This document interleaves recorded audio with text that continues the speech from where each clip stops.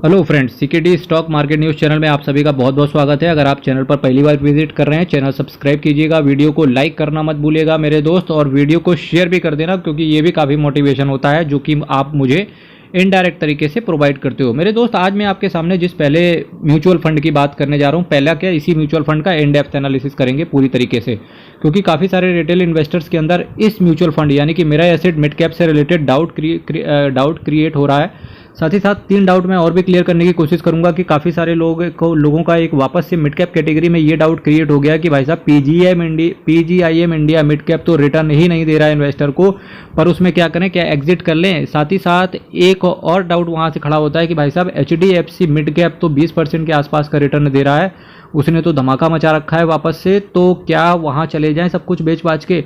तीसरा डाउट ये आता है इन्वेस्टर के दिमाग में कि भाई साहब मेरा एसेट मिड कैप मेरे पास है तो उसका क्या करें।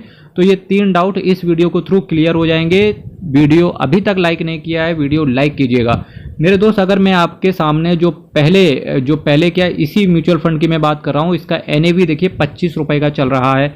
एक साल में बात करेंगे तो 19% का CAGR है। 3 साल में बात करेंगे 34% का CAGR है। मैक्सिमम बात करेंगे 26% का CAGR है। ठीक है, अभी चूंकि इस म्यूचुअल फंड को अभी 5 साल पूरी तरीके से नहीं हुए हैं, केवल 4 साल ही इस म्यूचुअल फंड को अभी हुए हैं मेरे दोस्त। आपके सामने ये रहा डेट 5 अगस्त 2019 तक ही हमारे पास फिलहाल डेटा है। ठीक है, इसके बाद अभी कंटिन्यूसली उसके बाद चल रहा है, करीब करीब 4 साल अगर मैं रखूँ मोटा मोटा तो 4 साल ही इसको हुए हैं। देखिए, वैल्यू रिसर्च ने इसको 4 आउट ऑफ 5 रेट किया है। अंकित जैन साहब आपके पैसे को मैनेज करके चल रहे हैं। अब देखिए इसने क्या किया, मैक्सिमम रिटर्न की बात अगर मैं कर रहा हूँ मिड कैप कैटेगरी में 26% के आसपास का CAGR है। अगर मैं टाटा स्मॉल कैप को छोड़ दूँ तो बाकी सभी स्मॉल कैप कैटेगरी के फंड्स को भी इस म्यूचुअल फंड ने बीट कर दिया। पर आपको एक चीज़ देखना पड़ेगा कि कहीं ना कहीं जब भी म्यूचुअल फंड कोई नया म्यूचुअल फंड होता है तो वो इन्वेस्टर्स को लुभाने के लिए ज़्यादा से ज़्यादा रिटर्न डिलीवर करने की कोशिश करता है। वो रिटर्न एक्चुअली स्टॉक से तो नहीं आता है, पर जो म्यूचुअल फंड हाउसेस की दूसरी स्ट्रेटेजी होती है कि F&O कर दिया या किसी जो उनके पास कैश पड़ा होता है ना, उसको भी यूटिलाइज करते हैं स्टॉक मार्केट के अंदर, इधर इंट्राडे के थ्रू और F&O के थ्रू यूटिलाइज करते हैं। वहाँ से जो रिटर्न निकल के आता है वो इन्वेस्टर्स की पॉकेट में डालते रहते हैं। तो ठीक है, इन्होंने भी सेम कैटेगरी का उसी तरीके से रिटर्न प्रोवाइड किया, 26% का रिटर्न इन्वेस्टर्स की झोली में डाल दिया है। तो अब सारे इन्वेस्टर्स क्या करेंगे कि भाई इधर छोड़ो उधर चलो। पर मेरे मित्र, आपको ऐसा नहीं करना चाहिए, क्योंकि आपको जब भी किसी भी म्यूचुअल फंड हो और चाहे कोई भी कैटेगरी भी हो, ठीक है, जब भी कोई भी म्यूचुअल फंड हो चाहे कोई भी कैटेगरी हो, अगर आप इन्वेस्टमेंट करते हो तो एटलीस्ट 2-4% के लिए उधर छोड़ो इधर आओ, आपको नहीं करना चाहिए। हर चीज़ 4 पैरामीटर्स में हमेशा आपसे बोलता हूँ। पहला, NAV पे कंट्रोल रखो कि 100 रुपये से कम NAV मिल जाए तो बहुत अच्छी बात है, और फिर भी मैक्सिमम NAV 200 रुपये तक तो ठीक है हम टॉलरेट कर सकते हैं, पर उससे ऊपर जब भी जाओ तो ऑल्टरनेट उसके देख लेने चाहिए। रिटर्न आपको देखिए, अगर मैं स्मॉल कैप कैटेगरी की बात करूं तो 20% से ऊपर का रिटर्न आना चाहिए। अगर मैं मिड कैप कैटेगरी की बात कर रहा हूं तो 18 से 20% का रिटर्न आना चाहिए, इस बीच में आना चाहिए 18 से 20। उससे ज़्यादा जा रहा तो बहुत अच्छी बात है। और देखिए, जब भी मैं लार्ज कैप की बात करता हूँ तो करीब करीब 15 से 18% के बीच का रिटर्न आपको मिलना चाहिए। जब भी इंडेक्स फंड की मैं बात कर रहा हूँ तो करीब करीब 12% से ऊपर का रिटर्न आपको इंडेक्स फंड से मिलना चाहिए। तो ये कैटेगरी आप देख लेना, इस वीडियो को फिर से पॉज करके वापस से स्टार्ट कर लेना जो भी मैंने अभी बोला है यहाँ से। तो देखिए, अभी ये म्यूचुअल फंड जो है, यानी कि जो मैं मेरा एसेट मिड कैप की बात कर रहा हूँ, इसने तो 26% दिया, तो इससे रिलेटेड तो डाउट ही इन्वेस्टर्स के दिमाग में खत्म हो जाने चाहिए कि भाई साहब एग्जिट करना है कि नहीं करना है। बिल्कुल नहीं करना है, बने रहो, क्या दिक्कत क्या है। 3 साल में 141% का रिटर्न दे दिया और क्या चाहिए, 3 साल में तो पैसा 1.5 गुना कर दिया इस म्यूचुअल फंड ने। रिस्क आपको पता होना चाहिए कि वेरी हाई रिस्क रहता है म्यूचुअल फंड के अंदर, क्योंकि आपका पैसा इक्विटी मार्केट के अंदर रहता है और इक्विटी मार्केट हर रोज वॉलेटाइल रहता है। आज मैं जिस म्यूचुअल फंड की बात कर रहा था आपके सामने, तो देखिए मेरा asset mid cap fund direct plan growth की चर्चा कर रहा था। यहीं पर मैं 3 म्यूचुअल फंड्स की और चर्चा करने की कोशिश करूंगा। इस म्यूचुअल फंड की बात करेंगे तो 10,567 करोड़ का इसका असेट साइज है, 0.62% का एक्सपेंस रेशियो है और 3.38% का कैश होल्ड करके ये चल रहा है। अब अल्टीमेटली आपका फोकस यहाँ पर होना चाहिए, असेट साइज पे नहीं होके आपका फोकस होना चाहिए एक्सपेंस रेशियो के ऊपर। ये म्यूचुअल फंड आपसे कितना ले रहा है मेरा एसेट, 0.62% का। अब आप ये देखिए PGIM India mid cap opportunities fund वो ले रहा है 0.62% और ये कितना चार्ज कर रहा है आपसे एक्सपेंस रेशियो 0.42%। एक्सपेंस रेशियो क्या होता है, सबसे पहले जो भी आज नया आ रहा है तो ध्यान से सुनो, बिल्कुल कान लगा के सुनो, जो भी आज नया आ रहा है। देखिए एक्सपेंस रेशियो होता है जो आपके पैसे को फंड मैनेजर एक्चुअली में मैनेज करता है, आपके पैसे को किस शेयर में पैसा लगाना है, कहाँ लगाना है, शेयर्स में भी लगाना है कि गोल्ड में भी लगाना है कि डेट फंड में लगाना है कि कहाँ लगाना है, ठीक है। तो उस मेहनताने के लिए आप उसको पेमेंट करते हो 0.42% का एक्सपेंस रेशियो। इस केस में 0.42% जा रहा है, मेरा एसेट के केस में आपसे 0.62% का एक्सपेंस रेशियो लिया जा रहा था, यानी कि ये खर्चा है जो कि आपके जो रिटर्न है उससे कहीं ना कहीं एडजस्ट किया जाता है। 0.42% का ये आपसे एक्सपेंस रेशियो चार्ज कर रहा था। अब एक बात बताइए, अगर मैं एक्सपेंस रेशियो के हिसाब से चलूँ तो कौन सा म्यूचुअल फंड अभी बेस्ट निकल के आ रहा है? PGIM इंडिया बेस्ट निकल के आ रहा है, क्योंकि एक्सपेंस रेशियो इसका कम है, जितना कम पेमेंट करना पड़े उतना ज़्यादा अच्छा है। अभी देखिए यहाँ से मैं रिटर्न की बात चलता हूँ कि PGIM इंडिया मिड कैप ने कितना रिटर्न इन्वेस्टर्स को डिलीवर करके दिया है। तो PGIM इंडिया, मैंने जैसा कि आपसे कहा था कि जब भी मिड कैप कैटेगरी की बात करूँ तो रिटर्न आपको 18 से 20% के बीच का मिलना चाहिए, ठीक है। तो इसने अभी भी 18% से ऊपर ही रिटर्न मेंटेन करके रखा हुआ है। 5 साल में बात करेंगे, देखिए 21% का CAGR है, 3 साल में इनका 35% का CAGR है, मतलब अभी भी कहीं ना कहीं ये फंड बेकार नहीं हुआ है। 1 साल में बात करेंगे 13% का रिटर्न है, 13% का मतलब हो गया 7% आपके पैसे को इन्फ्लेशन से भी बीट करवाया और साथ ही साथ इन्होंने 6% का आपकी पॉकेट में रिटर्न भी बना के दिया। तो ये चीज़ होती है एक अच्छे फंड के अंदर। चलिए इसी का कंपेयर आप कर लेते हैं HDFC के मिड कैप से। अब मेरे दोस्त आप आ जाओ HDFC mid cap opportunities fund direct plan पे आ जाओ, क्योंकि काफ़ी लोगों का पसंदीदा ये म्यूचुअल फंड रहा है। इसके एक्सपेंस रेशियो की बात करेंगे 0.88% का। अब आप तीनों से कंपेयर करके आओ, वापस से तीनों से कंपेयर करके आओ। देखिए अगर आप तीनों से कंपेयर कर रहे हैं तो आप एक बात बताओ, सबसे कम एक्सपेंस रेशियो किसका है? यहाँ पर PGIM इंडिया मिड कैप का है। देखिए एक अच्छे फंड की यही निशानी होती है कि जब आपको रिटर्न अच्छा मिल रहा हो तो एक्सपेंस रेशियो आपसे ज़्यादा चार्ज कर लिया जाए तो कोई दिक्कत वाली बात है नहीं। पर PGIM इंडिया मिड कैप के जो असेट मैनेजमेंट कंपनी है उसको भी ये पता है कि हम जब इन्वेस्टर्स को अच्छा रिटर्न डिलीवर करके नहीं दे रहे हैं या फंड हाउस का समय खराब चल रहा है तो एटलीस्ट इन्वेस्टर से एक्सपेंस रेशियो के नाम पे जो चार्ज है वो भी कम लिया जाए।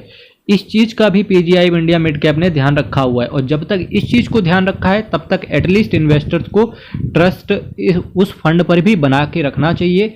और एटलीस्ट हर असेट मैनेजमेंट कंपनी का बुरा वक्त आता है, HDFC मिड कैप का भी अभी 3-4 महीने पहले बुरा वक्त चल रहा था, अभी इनका वापस से अच्छा वक्त स्टार्ट हो गया है, जिसकी वजह से रिटर्न इन्होंने मैक्सिमम की बात करेंगे तो 20% के आसपास अपने इन्वेस्टर्स का पहुँचा दिया है। देखिए हर फंड हाउस का एक समय होता है, अभी समय चल रहा है HDFC मिड कैप का, अभी हो सकता है वापस से समय ठीक हो जाए। फिलहाल PGIM इंडिया मिड कैप को अभी थोड़ा सा वक्त इन्वेस्टर्स को और देना चाहिए। तो ये तो सारी मैंने बातें कर ली आपसे कि जिनके पास ऑलरेडी फंड PGIM इंडिया था या मेरा एसेट था या HDFC था या एक्सिस का मिड कैप था, ठीक है, या क्वांट का मिड कैप था, ये तो बात कर ली जिनके पास ये म्यूचुअल फंड्स पड़े हुए हैं। तो उन्हें तो डेफिनेटली अपने अपने फंड्स को मेंटेन करके रखो, साथ ही साथ जो मेरे वीडियोस आते हैं उसको आप एनालिसिस के तौर पर देखते जाओ, और जैसे जैसे समय अच्छा चलता चला जाएगा फंड का आप बने रहो। जैसे जिस दिन फंड का समय खराब होगा आप वहाँ से एग्जिट कर लेना। अभी फिलहाल PGIM इंडिया मिड कैप से बने रह सकते हैं, फिर भी अल्टीमेट डिसीजन आपने लेना है। और किसी भी म्यूचुअल फंड में एंट्री करने से पहले और एग्जिट करने से पहले एक बार फाइनेंशियल एडवाइजर से जरूर संपर्क कर लेना। मेरे दोस्त अब देखिए जो नए इन्वेस्टर हैं उन्हें क्या करना चाहिए, उनके लिए बड़ा सही इंपॉर्टेंट है ये टाइम। उनके लिए देखिए क्या है, देखिए आप आ सकते हैं मेरा एसेट मिड कैप पर भी आ सकते हैं क्योंकि अच्छा रिटर्न दे रहा है ये, ठीक। इसके साथ साथ आप एक्सिस मिड कैप पर भी जा सकते हो। साथ ही साथ आपके लिए अब रास्ते कहीं ना कहीं HDFC मिड कैप ने भी खोल दिए हैं, ठीक है। 42,000 करोड़ के असेट साइज को देखकर मैं ये बात नहीं कर रहा, ये बात मैं कर रहा हूँ उसके रिटर्न को देख करके। फिर भी चूंकि चारों चीज़ें अगर कंपेयर करने की बात करें और स्टेप लैडर मेथड पे रखें तो सबसे पहली प्रायोरिटी आपको दे देनी चाहिए जो नए इन्वेस्टर हैं मेरा एसेट मिड कैप को, उसके बाद आपको प्रायोरिटी दे देनी चाहिए HDFC मिड कैप को, उसके बाद आप जो लोग एक्सपेंस रेशियो कम देना चाहते हैं उनके लिए PGIM इंडिया बेस्ट हो सकता है। फिर भी मैं काफ़ी सारे जो मेरे म्यूचुअल फंड्स आ रहे हैं या जो आने वाले हैं वहाँ पर मैं प्रायोरिटी के तौर पे, क्योंकि मुझे कहीं ना कहीं क्या होता है, रिटर्न मुझे भले ही 1-1.5% कम मिले पर एटलीस्ट मुझे चार्जेस के नाम पे मुझे कुछ भी नहीं चाहिए, ठीक है। तो जब मैं ICICI बैंक में गया था अकाउंट खुलवाने के लिए, HDFC में भी गया, तो वहाँ पर मैंने बैंक वाले से पहले ये कहा, भाई मुझे चार्जेस मत बताना, तुम अकाउंट बताना मुझे कितने से मेंटेन करना होगा। अकाउंट आप बताएंगे 1 लाख से, मैं 1 लाख से मेंटेन कर लूँगा। अकाउंट आप बताएंगे 2 लाख से मेंटेन कर लो, मैं 2 लाख से मेंटेन कर लूँगा। पर मेरे पास कोई एक ऐसा मैसेज नहीं आना चाहिए 3 महीने में, dear customer your account has been debited with ₹17.5 for account maintenance, या SMS चार्जेस के नाम पे, या फिर ईयर के लास्ट में मैसेज आ रहा है कि dear customer your account has been debited with ₹118 so and so on. तो इस तरीके के मुझे मैसेज नहीं आने चाहिए। बस कंडीशन ये है, आप मुझे बताओ अकाउंट कितने से मेंटेन करना है। तो फिलहाल ICICI ने बताया भाई साहब 1.5 लाख के ऊपर का अकाउंट था, मेंटेन करना था। क्या कर सकते हैं, करना पड़ेगा, क्योंकि चार्जेस के नाम पे मैं हमेशा चार्जेस के खिलाफ रहता हूँ, हमेशा चार्जेस के खिलाफ रहता हूँ कि एटलीस्ट आपकी पॉकेट से कुछ नहीं जाना चाहिए। रिटर्न भले ही 1-1.5%, ये थ्योरी जिसको पसंद ना आए वो अपने हिसाब से काम कर सकता है। फिर भी आप किस थ्योरी पर काम करते हैं, इसके लिए कमेंट बॉक्स आपके लिए मेरे दोस्त खुला है। मेरे दोस्त अब मैं आपके लिए 1 बाय 1 करके बात करूंगा। अब यहाँ से कथा का प्रारंभ होने जा रहा है, छोटी छोटी मगर मोटी बातें, कि मेरा एसेट मिड कैप से रिलेटेड मैंने आपसे काफ़ी सारी चीज़ें बताया, 3 से कंपेयर भी करवाया, PGI इंडिया मिड कैप से भी कंपेयर कराया, HDFC मिड कैप से भी कंपेयर कराया। टाइम की शॉर्टेज की वजह से मैं कंपेयर नहीं करवा रहा हूँ, प्लेलिस्ट चेक कर लीजिएगा, एक्सिस मिड कैप का भी वीडियो पड़ा होगा, इन डेप्थ एनालिसिस भी मिल जाएगा, फास्ट ट्रैक मोड पर भी मिल जाएगा।